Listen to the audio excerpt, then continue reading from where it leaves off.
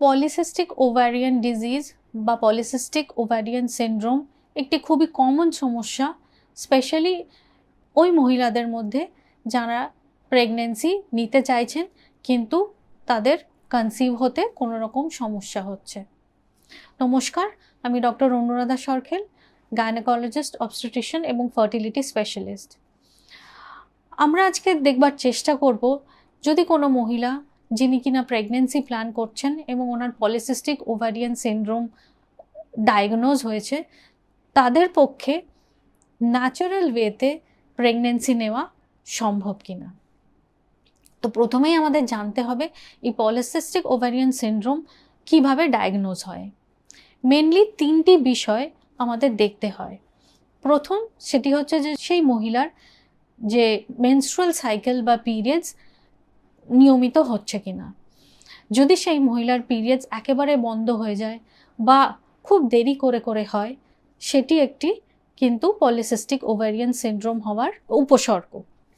দ্বিতীয় যেটি দেখা হয় সেটি হচ্ছে যে আমাদের শরীরে কয়েকটি হরমোনের লেভেল খুবই বেড়ে যায়, স্পেশালি টেস্টোস্টেরন, অ্যান্ড্রোজেন, এলএইচ এবং ইনসুলিন সেন্সিটিভিটি বলে একটি টেস্ট থাকে, সেটিও কিন্তু এই পলিসিস্টিক ওভারিতে খুবই ডিরেঞ্জড হয়ে যায়। অনেক মহিলার মুখে অতিরিক্ত হেয়ার্স অথবা ব্রণ বা অ্যাকনি, সারা শরীরে, পিঠে, মুখে অ্যাকনি ধরা পড়ে।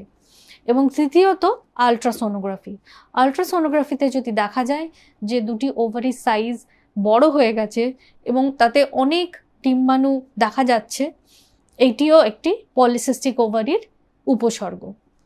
ইন্টারন্যাশনালি রটারডাম ক্রাইটেরিয়া বলে একটি ক্রাইটেরিয়া আছে, যেটি কিনা বলে এই তিনটে যে উপসর্গ, পিরিয়ডের অনিয়মিত হওয়া, দ্বিতীয়ত আলট্রাসোনোগ্রাফিতে ওভারির সাইজ বেড়ে যাওয়া, তৃতীয়ত আমাদের হরমোনাল ইমব্যালেন্স, যার জন্যে কিনা মুখে হেয়ার্স বা অ্যাকনি হওয়া অথবা ব্লাডে টেস্টোস্টেরন, অ্যান্ড্রোজেনের মাত্রা বেড়ে যাওয়া, এই তিনটে উপসর্গের মধ্যে যদি কোনো মহিলার দুটি প্রেজেন্ট থাকে, তখন আমরা বলে থাকি সেই মহিলার পলিসিস্টিক ওভারির সমস্যা হচ্ছে। যখন একটি মহিলা এরকম একটি ডায়াগনোসিস নিয়ে আমাদের কাছে আসেন, উনি আমাদেরকে বলেন যে ডাক্তারবাবু, আমি প্রেগনেন্সি প্ল্যান করার চেষ্টা করছি, আমার আলট্রাসোনোগ্রাফি করানো হয়েছে, সেখানে আমাদের পলিসিস্টিক ওভারিয়ান সিনড্রোম ধরা পড়েছে, আমরা কি ন্যাচারালি কনসিভ করতে পারবো?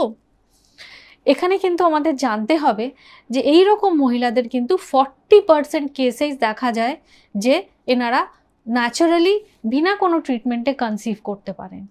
কারণ পলিসিস্টিক ওভারিতে মেন সমস্যা যেটি হয় সেটি হচ্ছে ওভুলেশন না হওয়া। এই যে পিরিয়ড দেরি করে করে হওয়া এবং হরমোনসের বেড়ে যাওয়া, এর কারণে প্রত্যেক মাসে যে ডিম্বাশয় থেকে একটি ডিম্বাণুর ওভুলেশন হয়, সেইটি কিন্তু নর্মালি হতে চায় না এবং এই কারণেই ন্যাচারালি কনসিভ হতে চায় না।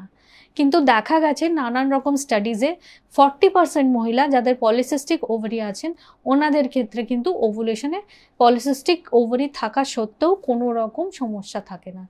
তাই এই মহিলারা যদি তাদের পিরিয়ডস রেগুলার থাকে এবং আলট্রাসোনোগ্রাফিতে পলিসিস্টিক ওভারি থাকে, দেখা গেছে যে এনারা বিনা কোনো ট্রিটমেন্টে নর্মালি কনসিভ করে যান। সেই জন্যে এমন 60% মহিলাই থাকবেন যাদের হয়তো কিছু ট্রিটমেন্টের প্রয়োজন হবে।